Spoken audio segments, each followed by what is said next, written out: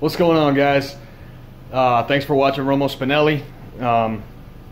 So if you watched the last video, you saw that I got my engine swap done. Well, since then we had a little issue. I don't know if you guys can see that down in there. Went ahead and yanked out the starter. So it's been about a week. I've been popping the clutch almost every day. A little ghetto, I don't care. I had to wait to get paid so that I could go pick up another starter. So that's what I'm about to go do. So I pulled the hatch into the garage, yanked out the old starter. I've got to pick up a what's the fucker? Valve cover. That motherfucker, fucking valve cover. Excuse my language. NA17 and all that good stuff. So I got to pick up a valve cover gasket. I've got to pick up a starter. And my hoses are getting pretty freaking hot. So I'm going to go ahead and pick up a thermostat too. And that should do it. So that's where we are on the B20. The bad boy, the B20. There's the old one. Looking all nasty. About 600 million miles. She was still pulling strong though.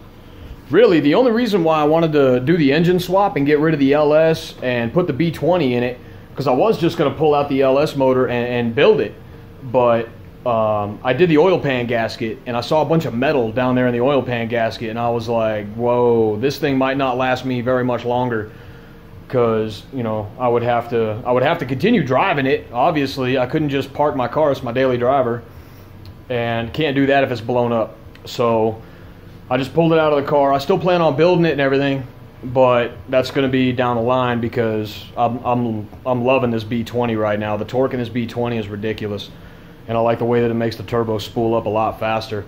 In the LS motor, it used to spool right around, you know, 42, 4300 RPMs, but with the B20, you can notice a huge difference, like with the throttle response and the way that the turbo spools.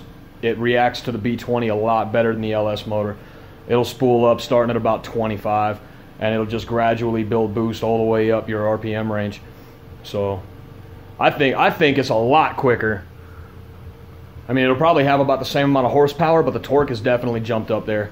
But the LS, when it was tuned at 6 PSI, just a really conservative, real conservative boost pressure, just 6 PSI, just on wastegate pressure. And it was 258 wheel horsepower and like 237 torque or something like that. But since then, I went ahead and I got the little cool guy Turbonetics. The little Turbonetics, there it is, right down in here. Manual boost controller, and I turned it up to just under 10 PSI, and so it should be, I don't know, I'm not really sure how much, you know, 1 PSI is going to equal horsepower or whatever, but it's substantially faster. But like I said, I haven't gotten it tuned or anything like that. It's, you know, not on the higher boost or not on the B20. So it's going to run a little bit lean until I get it tuned. I'm thinking about having PFI up in Fort Collins, Colorado. Dude Brent up there does good work. I've seen him from watching like Boosted Boys videos and things like that. He does really good work. He tunes the heck out of cars. So I know he'll do me right. So that'll be money. That'll be a money shot right there. Boom. But getting it up there is going to be a pain in the ass because it's a couple of hours. But yeah, no. Other than that, everything's good. I'm gonna roll up to the auto parts store right now and pick me up a starter, valve cover gasket, and a thermostat. And then she's gonna be rolling. It'll be fun. Yeah, it'll be good times. All right, I'm trying to keep this content coming, guys.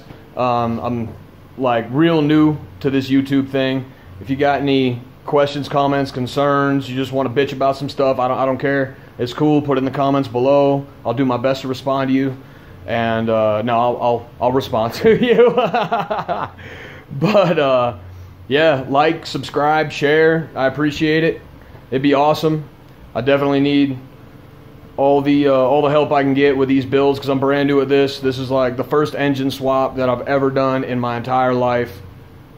This is my third turboed Honda. My other two were D16s. One was a D16 Y8 and the other one was a D16 Z6 fully built, bottom end, Vitara build, Eagle rods, and that thing was fast. 312 to the wheels. There's the first time that I dynoed it at Speed Factory up in Washington.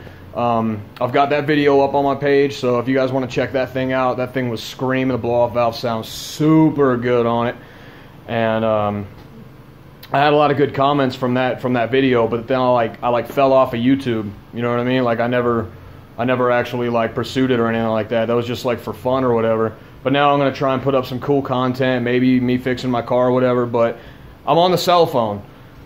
My GoPro crapped out on me because GoPros are awesome, and yeah, I just got pink screen all over the place. So I don't want to watch any kind of pink videos. I'm sure you guys don't either. So this is what I'm doing right now with a cell phone. So it's good. But yeah, man, that's all I got. Hope you guys are good. And yeah, like, subscribe, and share.